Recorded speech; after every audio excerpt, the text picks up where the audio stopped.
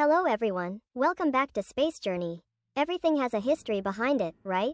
Well, this time I'll try to explain what Egyptian history is like. Let's watch the following video.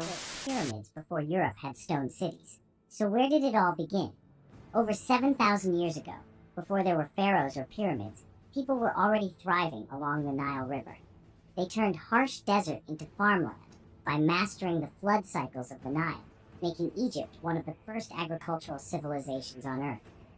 Over time, small villages grew into powerful local kingdoms. Two rivals emerged, Upper Egypt in the south and Lower Egypt in the north, each with their own rulers, crowns, and gods.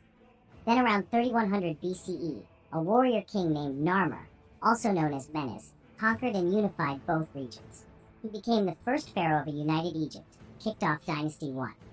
With unification came centralized rule, massive temple building, and one of history's first writing systems, hieroglyphs. This was the true beginning of ancient Egypt, a civilization that would last for over 3,000 years. In Part 2, Egypt becomes an empire. After unifying Egypt, the early pharaohs didn't just claim power, they became gods on Earth. Around 2700 BCE, Joseph, a powerful pharaoh of the Third Dynasty, wanted a tomb unlike any before.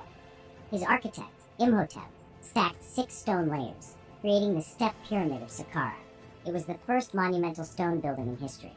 This marked the beginning of the Old Kingdom, a time of strong central power, grand construction, and divine kingship. Then came the Fourth Dynasty, and the most iconic project of all, the Great Pyramid of Giza, built for Pharaoh Khufu around 2600 BCE. It stood over 480 feet tall, and was the tallest human-made structure in the world for nearly 4,000 years. Egypt's massive pyramid projects showcased their engineering genius, but also drained resources. As pharaohs grew more powerful, regional governors, called nomarchs, grew resentful. By around 2200 BCE, drought, famine, and political breakdown led to collapse. The Old Kingdom ended, and Egypt plunged into chaos. In Part 3, Egypt rises again, but foreign invaders are coming, and they bring new weapons. Egypt's golden age ended in collapse, and its enemies saw the perfect moment to strike. After the fall of the Old Kingdom around 2200 BCE, Egypt spiraled into chaos.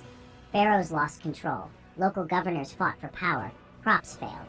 This was the first intermediate period, a time of drought, civil war, and collapse. But then came a comeback. Around 2055 BCE, a powerful ruler from Thebes, Mentuhotep II, reunified Egypt and launched the Middle Kingdom. This was a new era of stability, expansion, and cultural revival. Pharaohs became more approachable, seen less as gods, more as protectors of the people. Egypt reached into Nubia for gold and into the Levant for trade. But in the north, a new threat was rising. Around 1650 BCE, a group of foreign rulers known as the Hyksos took over the Nile Delta. They introduced new weapons, horse-drawn chariots, composite bows, and better bronze tools. Egypt had never seen anything like it.